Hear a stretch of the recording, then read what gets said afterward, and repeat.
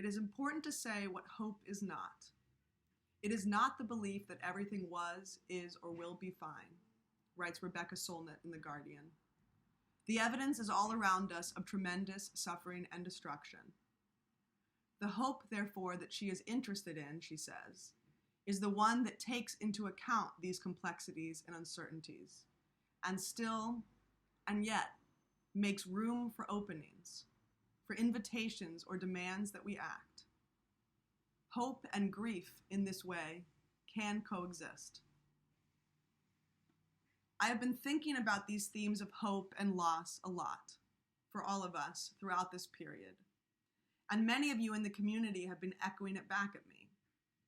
This week, our high holiday service leaders, our wonderful Balei Tefillah, got together to talk about how we can intentionally create spiritual and sacred space together as a community in our high holiday season, about what people in our community are going through and might need, both spiritually and physically at this time. And last week, on a sunny day, I went and visited our beautiful renovated community rooms behind St. Mary's Church.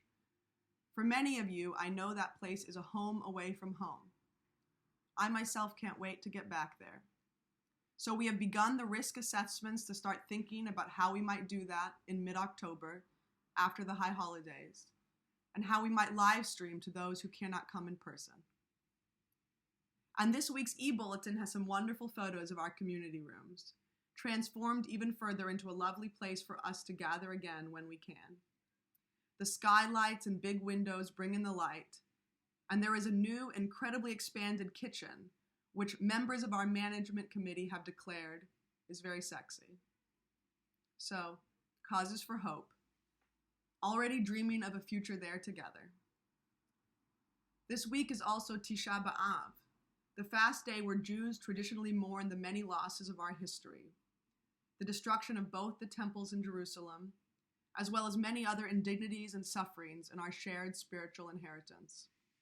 Our new chair, Rob, works as a psychiatrist in a mental health team for older adults.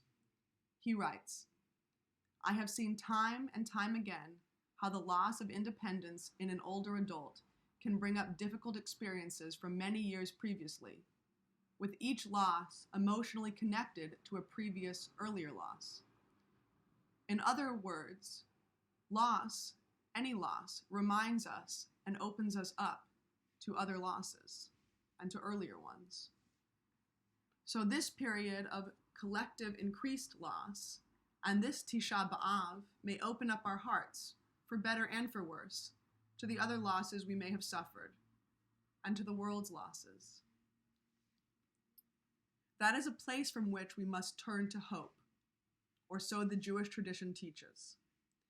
In our darkest collective place, at the end of the Book of Lamentations, the book we read on Tisha B'Av, our ultimate lament of loss and suffering, there are these words: Hashivenu Adonai elecha v'nashuva, chadesh yameinu kekedem. The words we sing each time we return the Torah to the Ark. Take us back, God, to yourself, and we will come back. Renew our days as of old. We yearn for hope, and we yearn for return.